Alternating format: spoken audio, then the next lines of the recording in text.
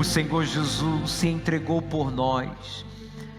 Quer dizer, para que você e eu estivéssemos consagrados, separados para Ele, dedicados para Ele. Isso significa a palavra consagrado. Ele veio como o Cordeiro de Deus que tira o pecado do mundo. Mas quando Ele voltar a segunda vez, Ele não voltará como o Cordeiro de Deus. Ele já fez esse papel. Ele não veio para condenar, Ele veio para salvar. E deu a oportunidade, está dando agora neste exato momento a você que está aqui pela primeira vez, e a você que já está há anos na igreja, mas que ainda não foi consagrado a Deus. Por que eu não fui consagrado? Porque você não entregou a sua vida. Deus só pode consagrar a salvação àqueles que se entregam, que o aceitam como seu Senhor e único e suficiente Salvador. E passam a viver pela fé. Passam a viver de acordo com a palavra de Deus. Fazendo assim não as suas vontades, não a vontade dos outros, mas a vontade do Pai. Como Jesus, que afirmou 4 vezes: eu vim para fazer a vontade do meu Pai. Amém? Quando Ele voltar, Ele voltará como noivo. Ele voltará como noivo para arrebatar a sua igreja, aqueles que se casaram com Ele. Em instantes nós vamos participar da Santa Ceia. Ele disse: este cálice que eu dou a vocês é o cálice da nova aliança, é do compromisso. Você aceita se casar comigo? Você aceita viver para mim? Sim, eu aceito. Então eu virei te buscar. Mas bispo, e aqueles que morreram nesses 2000 anos que já se passaram? Esses estão com Jesus. Já entraram já para o reino dos céus. Esses fizeram parte do reino de Deus. O reino de Deus começa aqui. Jesus falou quando perguntaram: Senhor, mostra-nos o reino. Quando virás no teu reino? Ele disse: mas o meu reino está entre vós. Quando você aceita o sacrifício do Senhor Jesus para a sua salvação e você entrega a sua vida, você então é consagrado a Deus. Quer dizer, você é separado para viver e servir a Deus. Por isso, você passa a ser odiado pelo mundo, perseguido, insultado, injustiçado, criticado, ameaçado. Mas aqueles que realmente estão casados com Ele, vence o mundo, vence as tentações, vence os problemas, vence o seu próprio eu, nega-se a si mesmo, dia após dia. É uma vida constante de sacrifício. Eu pedi para preparar para vocês uma surpresa. Nós compramos esta série que vai ser exibida, já está sendo exibida no Univer.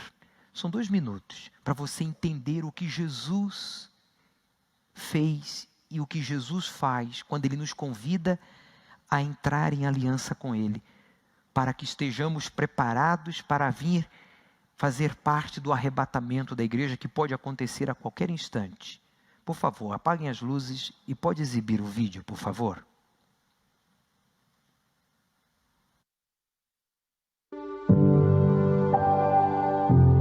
Então, o foco é o momento em que todos prendem a respiração.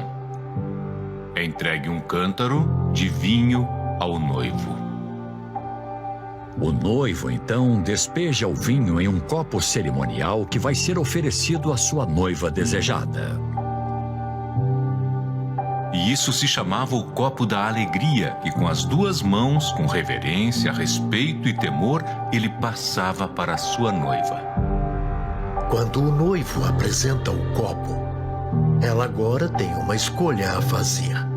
Ou vai aceitar, ou vai rejeitar a proposta de casamento.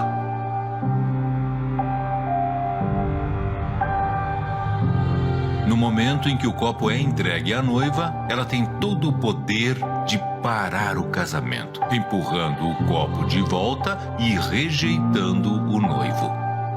Ao contrário de todos os outros costumes de casamento no Oriente Médio, a noiva no casamento galileu tinha autoridade final.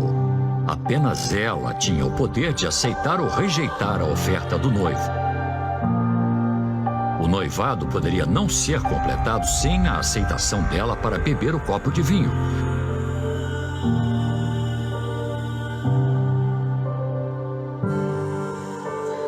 Mas nesse dia, durante seu noivado, a noiva aceita.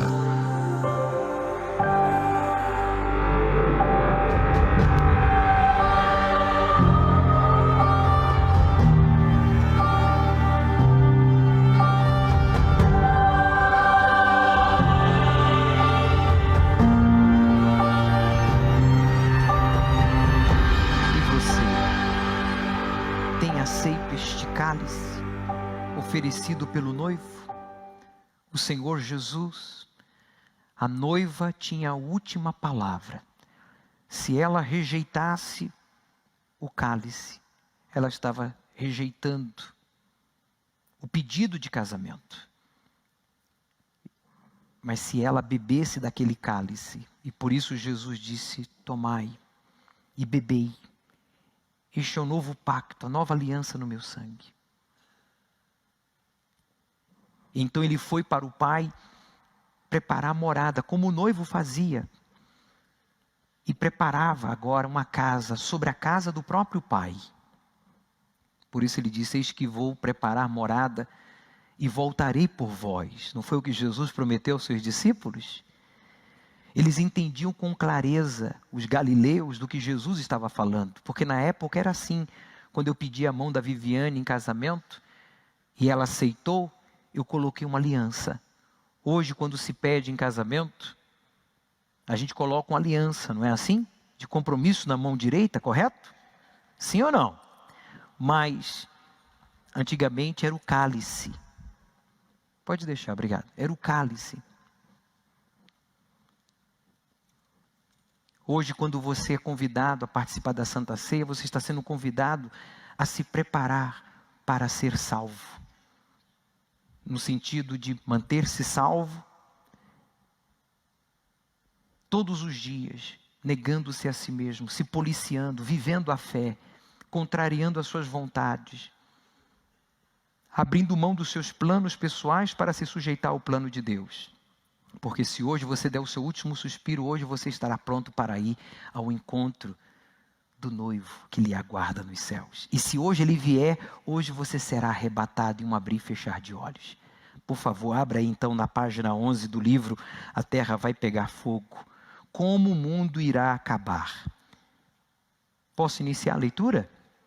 Se há uma coisa que os cientistas concordam, é que o planeta Terra tem data de validade. Astrônomos, biólogos, físicos, geólogos, cientistas nucleares, agrônomos, entre outros, projetam as possibilidades e as probabilidades de acontecimentos de que poderão definitivamente encerrar a vida na Terra. Apenas alguns exemplos desses possíveis acontecimentos são ameaças de uma guerra nuclear. A nossa geração tem vivenciado isso e sabemos que é possível, ou não. Há 2000 anos atrás isso não era possível. Há 1000 anos atrás, há 500 anos atrás, há 300 anos atrás, há 200 anos atrás.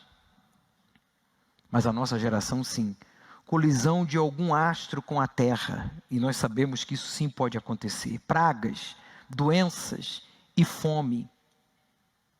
Isso nós temos visto através da pandemia. Uma pandemia, um vírus. Veja o que fez com o mundo, com o planeta Terra, com nações ricas, fortes, poderosas como os Estados Unidos. Pragas ou falta de água, que a terceira guerra será por água. Alterações ambientais, desastres naturais e ecológicos, tempestades solares. Alguns desses acontecimentos podem trazer outros como consequência. Por exemplo, uma guerra nuclear poderia contaminar o solo e a água através das queimadas. Aqui mesmo no nosso Brasil, a água tem sido contaminada em muitos lugares. e que contamina a terra e que matam a vida no mar, nos rios. Veja só, uma queimada. Agora imagine uma guerra nuclear, causando falta de água, fome, morte e epidemias, além de alterações ambientais irreversíveis. Todas as circunstâncias já existem para que as catástrofes citadas e ainda outras aconteçam. O que cientistas e governantes estão fazendo a respeito?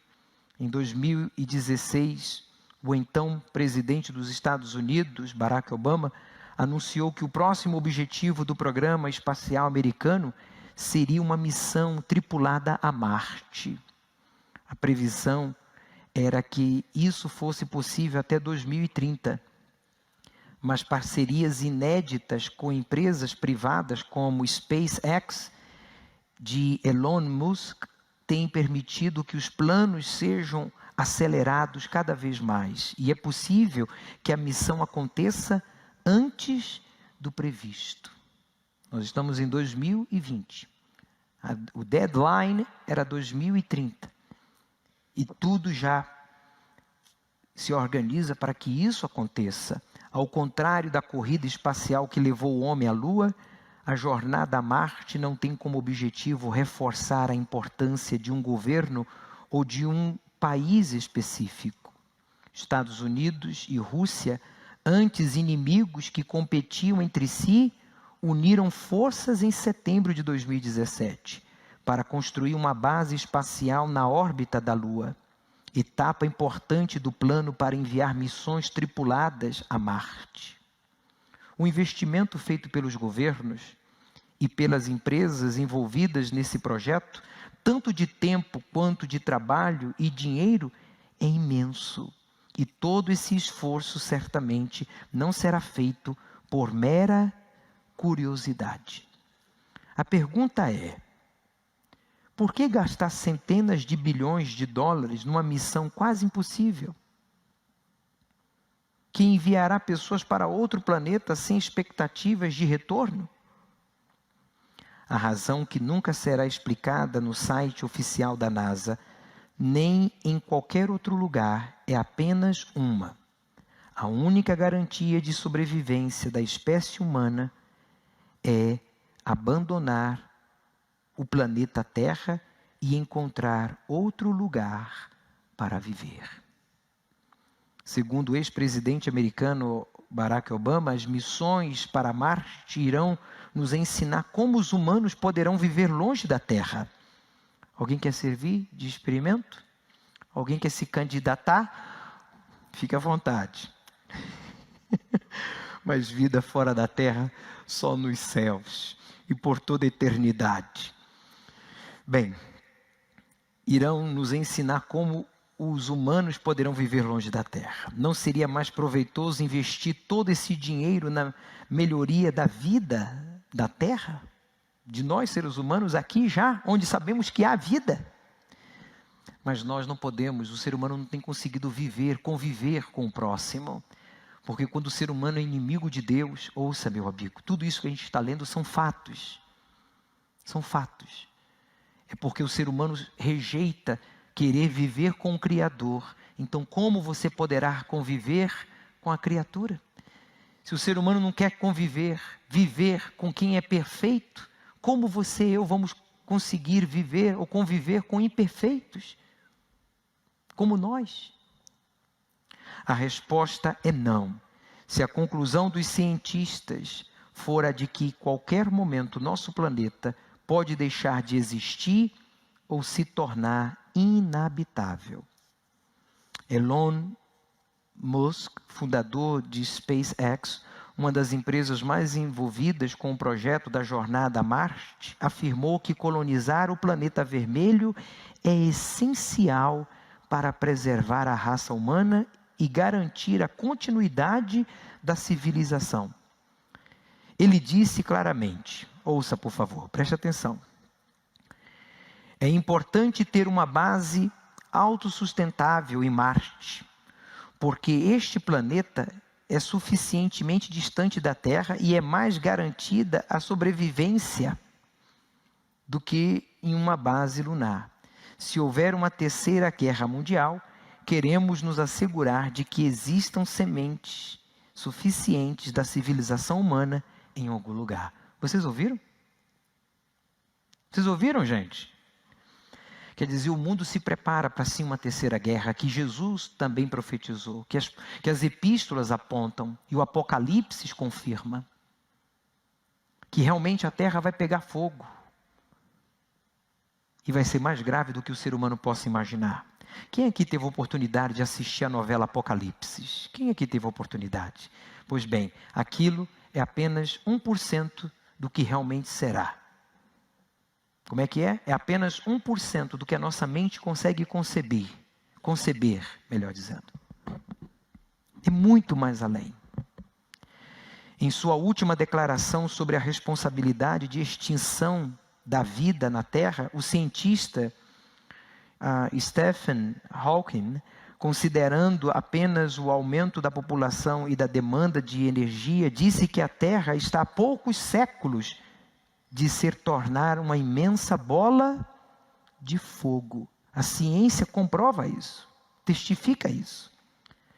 Mas governos e cientistas hoje estão cientes de que muitos outros fatores têm se combinado para que o prazo de validade deste mundo seja muito menor. Quer dizer, menos que 100 anos. Quer seja pela interferência humana por meio de guerras, quer seja por mudanças climáticas, quer seja pela colisão de asteroides, está claro para todos que o futuro da Terra é pegar fogo. E quem não quer desaparecer nas chamas está disposto a pagar o preço necessário pela sua salvação. As projeções científicas validam o que a Bíblia já diz há milhares de anos. Este mundo acabará com fogo. O próprio Senhor Jesus afirmou, ao falar do final dos tempos. Você que tem a sua Bíblia em mãos, abra aí no Evangelho de Lucas, por favor, capítulo 12. Evangelho de Lucas, capítulo 12, por favor. O Senhor Jesus disse, posso ler? Capítulo 12, versículo 49. Por favor. Vim lançar fogo na terra. O fogo, gente, deixe-me fazer uma pausa. O fogo na Bíblia é sempre sinal de juízo. Lembra quando Deus visitou Sodoma e Gomorra? Abraão intercedeu 5 vezes, insistiu, ó Deus, livra. E se houver 100 justos, 50 justos, 30 justos, 10 justos, lembra? 5 justos. Vocês lembram? Gente, todo mundo já ouviu falar de Sodoma e Gomorra. E para quem ainda não crê na Bíblia, a história prova que houve a cidade de Sodoma e Gomorra. Os arqueólogos provam isso. Provam que a Bíblia é verdade. E hoje aquela região inteira, já estive lá várias vezes, é de sal, puro sal, não tem vida, não cresce nada, não existe vida naquele lugar. É uma região horrível. Por causa da iniquidade, do pecado deliberado das pessoas, a violência, a promiscuidade, a arrogância de não querer a Deus, fez com que ele descesse e visse que aquele povo não queria se arrepender. E Deus então enviou fogo e enxofre, lembra? E destruiu Sodoma e Gomorra. Só salvou a quem? A Ló, a esposa e as 2 filhas. Mas a esposa se converteu em estátua de sal, que simboliza o crente Raimundo, pé na igreja e pé no mundo, que é aquele que está na igreja, há anos e não prioriza a sua salvação, não prioriza o batismo com o Espírito Santo. Vem à igreja em busca da resolução de problemas, vem para a igreja buscar a realização de sonhos. Tem alguma coisa de errado nisso, bispo? Não, não tem nada de errado. O que é errado é você priorizar resolução de problemas e realização de sonhos, ao invés de priorizar o mais importante, que é a sua salvação. Porque a vida aqui na terra, gente, a vida aqui na terra Bem, eu vou pegar a minha aliança, presta atenção, olha o tamanho da minha aliança, que não deveria ser um grão de mostarda. O que será esta aliança diante do tamanho da dimensão deste templo? Só aqui o interior. O que é essa aliança? Fala, gente. Não é nada. Pois bem, 70 anos aqui na terra, 100 anos, se você chegar lá, vai ser isso aqui, ó. Vai ser isso aqui. Pequenininho, diante do que nos aguarda. A vida eterna não tem fim. É algo muito mais além do que você possa imaginar, que você pode desfrutar com Deus, ou sofrer por toda a eternidade no inferno, no lago de fogo e enxofre, que são aqueles que rejeitam o copo do cálice, da aliança, da salvação que a gente exibiu há minutos atrás, que não querem casar com Jesus, querem namorar com Jesus, querem flertar com o Senhor Jesus. Uma das duas, ou você vai um dia desistir da fé, você vai sair da igreja, porque um dia certamente problemas não serão resolvidos, sonhos não serão realizados, e você vai se sentir no direito de sair da igreja, alguém vai lhe machucar, o bispo, o pastor, o levita, o obreiro vai falar algo que você não vai concordar, porque a gente não fala o que a gente quer, a gente fala o que está escrito. Na Igreja Universal nós não damos o beijo da falsidade, mas o tapa da verdade, para que você desperte e use a fé inteligente e não fique comendo na mão de ninguém, nem na mão de bispo, nem na mão de pastor, nem na mão de levita, nem na mão de igreja, nem na mão de religião ou de denominação, mas comendo diretamente da palavra de Deus. Ou você vai continuar na igreja e vai se converter em um fanático, em um religioso, faz tudo no automático. Não tem vida, não tem alegria, não tem, sabe, não tem luz própria, você é como a lua, você não é o sol. Quando Jesus disse, vós sois a luz do mundo, quer dizer, você tem que ter luz própria, você tem que ser a própria fonte, porque essa terra vai pegar fogo. Veja aí, vim lançar fogo na terra, quem e que mais quero, se já está aceso? Quer dizer, eu já queria que este fogo estivesse já ardendo. Eu vim trazer juízo, eu vim trazer a verdade para libertar os sinceros, eu vim trazer o perdão para o arrependido, eu vim trazer a cura para o doente, eu vim trazer a prosperidade para o pobre, mas eu vim salvar o pecador arrependido, eu vim trazer juízo, fogo, e depois que os salvos, o último que tiver que ser salvo, seja salvo, então a terra vai pegar fogo. A igreja será arrebatada, que são os batizados com o Espírito Santo, os nascidos de novo, juntamente com as crianças que são puras, porque a gente, ainda que sejamos adultos, mas somos puros, não carregamos iniquidade, pecamos sim, mas não deliberadamente, pecamos porque somos humanos, somos falhos, mas há uma pureza, há uma sinceridade, há um desejo em nós em querer agradar e não ofender a Deus. O apóstolo Pedro, pelo Espírito Santo, disse sobre o fim ardente. Veja aí, 2 Pedro capítulo 3, por favor. Segunda Epístola de Pedro, capítulo 3, versículo 10 e 13, por favor. Mas o dia do Senhor virá como o ladrão de noite. Quer dizer, a volta do Senhor Jesus, mas não como o cordeiro, e sim como o noivo. Por quê? Quando você assistir essa série, você vai entender que o noivo saía ao encontro da noiva à noite. Depois que a casa estava pronta, então ele pegava o chofar, que é aquele chifre de carneiro, e tocava, e saía pelas ruas, convocando, chamando todos da aldeia para celebrar com ele a sua boda, o seu casamento. Por isso que a virgem tinha que estar sempre preparada. Toda noite ela ia dormir vestida de branco, pura, que simboliza o quê? O cristão que deve todos os dias ir dormir com a sua consciência como? limpa, sem acusação. Por isso está escrito: irai-vos e não pequeis, não deixai se pôr sobre vós o sol sobre a vossa ira. Quer dizer, não vá dormir com nada no seu coração, com nada na sua mente. Se você pecou, confesse e abandone esse pecado. Se envolve pessoas, então peça perdão, confesse, assuma, mas não vá dormir com a sua consciência lhe acusando, porque se a sua consciência lhe acusa, Deus lhe acusa, porque Deus certamente é maior do que a nossa mente.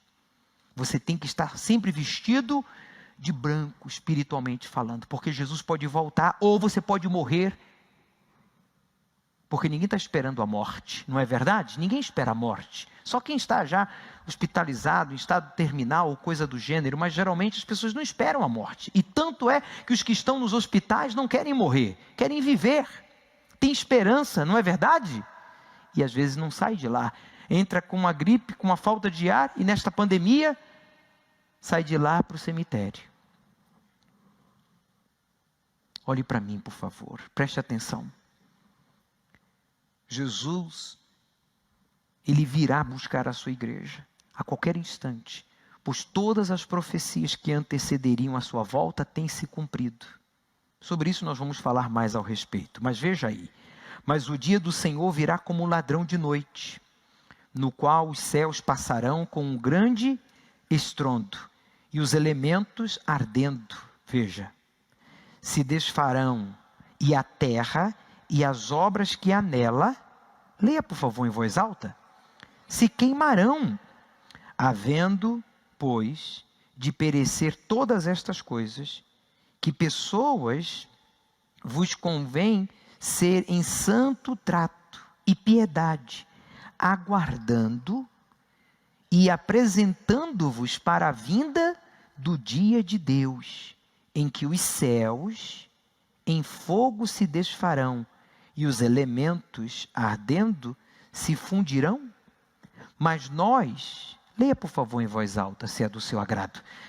Acorde a pessoa que está aí do seu lado, por favor. Mas nós, segundo a sua promessa, aguardamos novos céus e nova terra, em que habita a justiça. Concluindo, a percepção dos governos e cientistas está errada.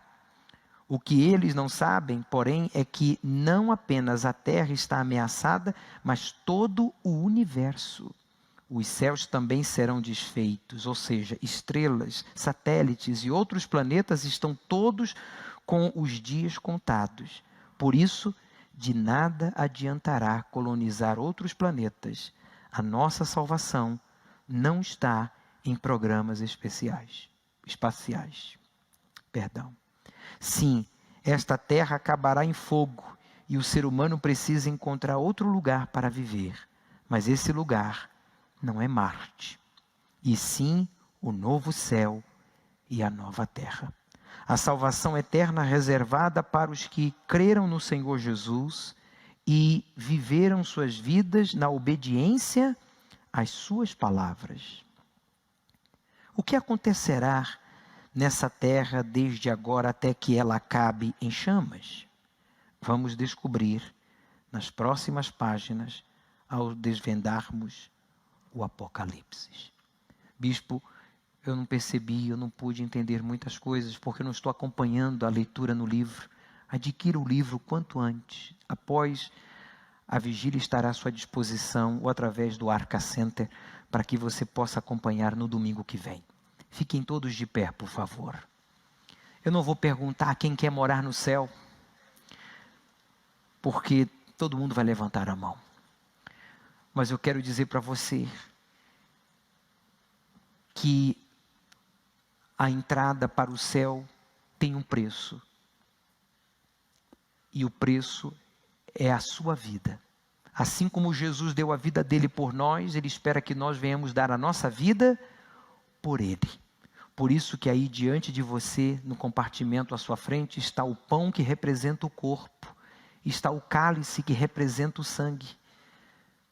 Diante de nós está a cruz,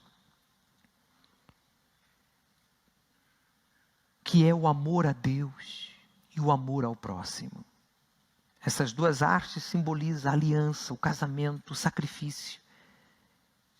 Que você que está aqui pela primeira vez, ouça, ainda que você não tenha entendido nada, ainda que você não tenha gostado de nada, você não tem que gostar, você tem que crer. Você tem que aceitar os fatos.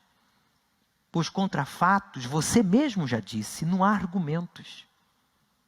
E a palavra de Deus são fatos. Aceite os fatos. Tome a decisão, eu desafio a você entregar a sua vida a Jesus aqui agora. Se não acontecer nada, você não terá que voltar aqui. Mas tem que entregar tudo. Quando eu falo tudo, é tudo. É passado, traumas complexos, vícios, amizades, manias, fantasias, coisas escondidas. Você matou, roubou, se prostituiu, traiu, ninguém sabe. Mas Deus, o diabo e você sim sabe o que você fez. E está na sua conta. E o diabo fica ali acusando. Se você entregar o seu passado, entregar o seu presente, ansiedade, temores, insegurança, indefinição. O que eu vou fazer da minha vida? Com quem eu vou namorar? Com quem eu vou me casar? Como eu vou pagar minhas coisas? Se você entregar o seu presente, ter um medo do futuro, entregar o seu futuro, onde eu vou morar, meu amigo, você vai morar no céu. Se você entregar a sua vida, você vai ter a certeza da salvação. Esse é o preço da vida eterna. Esse é o preço de você morar no céu. Se você diz, bispo, eu aceito esse desafio. Estou aqui pela primeira vez, pela segunda vez, fui convidado, assisti o programa de televisão e eu aceitei vir aqui. E diante de tudo que eu vi e ouvi, agora eu entendo por que eu estou aqui. É para entregar a minha vida àquele que já se entregou por mim. Seja bem-vindo. Aproxime-se do altar, se você vai se entregar. E você que já se entregou com os elementos aí em mão, permaneça no seu lugar. Feche os seus olhos.